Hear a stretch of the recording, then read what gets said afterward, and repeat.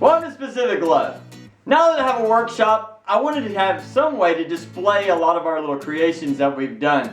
And as you see here, I created some cool shelves. Now I seriously considered using some PVC to create these, but I didn't think it would hold up over time. So I'm using some 1/2 inch galvanized steel piping. This is really durable, real strong, and I'd love to show you how to make this. I first started by finding the studs in the wall. They're spaced at 16-inch centers, so I decided to make these shelves about 4 feet wide. After doing some measuring, I determined to make the shelves at least 12 inches deep. This should work for most of our projects. The nice thing about steel piping is that it comes in many sizes, and 12 inch is easy to find. I also wanted an adequate space between the top and bottom shelf, and I was able to find an 18-inch pipe to separate the two.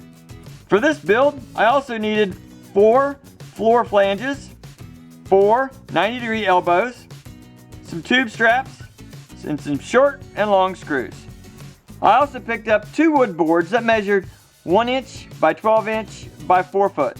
Just a reminder when you're working with wood that the stated sizes that you'll find in the store, for example, this says it is 1 inch by 12 inch by 4 foot, are not exactly right. They're usually overstated. The wood's usually cut a little bit shorter than the actual stated amount. For example, this is supposed to be 12 inches deep or wide, however you want to call it. But you measure it, it actually comes out to 11 1/4. But that's okay. For this project, that's going to come in our favor. The pipe that I purchased at 12 inches is exactly 12 inches from side to side. But if you put it on the wood, you'll notice that it overhangs a little bit. That is okay, because once I put all the fittings on there, this wood should be able to lay flat on top of this pipe. And if there is any notching needed to go around the fittings, it will be very minimal. I then measured up the first stud 48 inches and made a center mark. The flange only needs a top and bottom screw for support, so I pre-drilled a small hole for each screw to help prevent any splitting and attach the flange. I wanted the second flange to be level with the first, but my level was not long enough, so I grabbed a piece of metal to rest across both flanges and marked the position.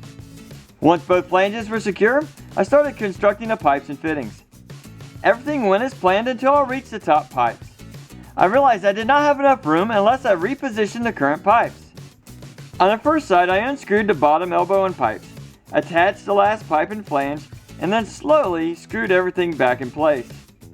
I then realized it would have been much easier just to rotate the top elbow and attach everything. So that is what I did on the second side. I again made sure both top flanges were level and secured them in place. After building these, I was really intrigued about how much weight these things can handle. I do not recommend this at home, but let's just see. There we go. Over 165 pounds, 170 pounds. There you go. Pretty sturdy. Now it was time to attach the boards. As I put the first board in place, I noticed it needed a little notching to be level. So I made a mark at the rear of each side and used a file to remove some of the wood. The board now fit perfectly level on the lower pipes. As I put the top board in place, it fit nicely between the flanges and elbows without any notching. And to keep the boards from moving over time, I placed a single clamp around each pipe. Well, the shelves are finally done, and I like the color of the natural wood, so I didn't put any paint or any lacquer on this. In the future, if I want to, I'll just disconnect the brackets, take it outside and do that. But for now, this is what it looks like, and this is what it's going to stay like.